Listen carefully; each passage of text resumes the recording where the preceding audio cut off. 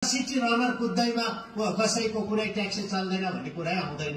पहिला एउटा ट्याक्सी गाउँबाट कुद्थ्यो, अहिले 10वटा कुद्थ्यो, चलिरहेको छ त। लु जनसंख्या बढ्दैछ, टुरिस्ट बढ्दैछ भनेदेखि आज ट्राफिक जाम छ। त्यसलाई हेरेर हामीले एउटा राम्रो काम गरौँ है। यो सिटी रनर तपाईको बस चाहिँ हामीले कुदायो भने जनमानसको लागि सुविधा होला भनेर मात्रै भनेको, त्यसलाई नै नेगेटिभ लिएर चम्काउनेको कमी छैन। हामीले सिटी रनर कुदाएको डेभलपमेन्टको रनर हो।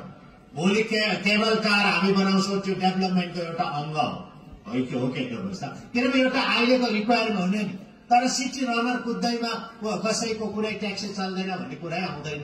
बस्तीमा कुनै पनि एउटा दोकान हुन्छ, फेरि अर्कोले पनि खोल्छ, त्यति बेला अब्जेक्सन गर्नु, यो चाहिँ खोल्नु पाउँदैन भन्नु न। चलिरहेको छ त। लु पहिला एउटा ट्याक्सी गाउँबाट कुद्थ्यो, अहिले 10वटा कुद्थ्यो, चलिरहेको छ त। लु पहिला गान्तोकमा कतिवटा बजार थियो, कतिवटा दोकान थियो, दोकान त बढेको चलेको छ त। लु पहिला तपाईँको वेस्ट पोइन्ट मल थिएन, त्यति बेला पनि चल्थ्यो, अहिले वेस्ट पोइन्ट मल खोल्यो, त्यति बेला पनि चल्दैछ। लु भन्नुहोस् त, कहाँ कमी छ लु भन्नुहोस् त।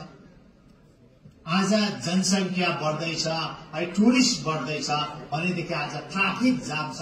त्यसलाई हेरेर हामीले एउटा राम्रो काम गरौँ है।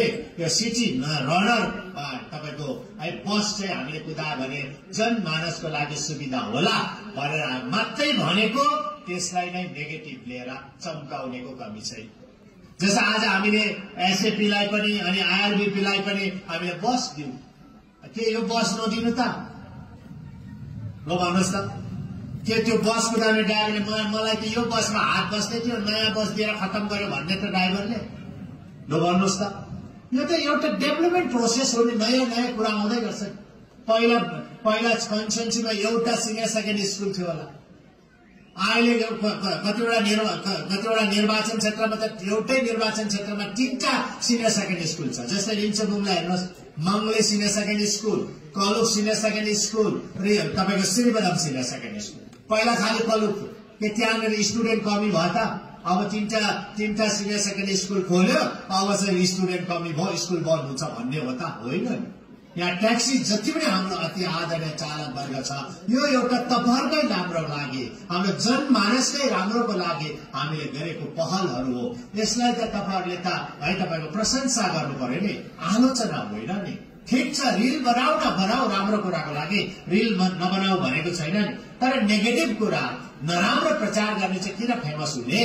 राम्रो कुरा प्रचार गरेर फेमस हुनु नि। हो भन्नुहोस् त, राम्रो काम गर्ने त फेमस हुन्छ, नराम्रो काम गर्ने त नेगेटिभ।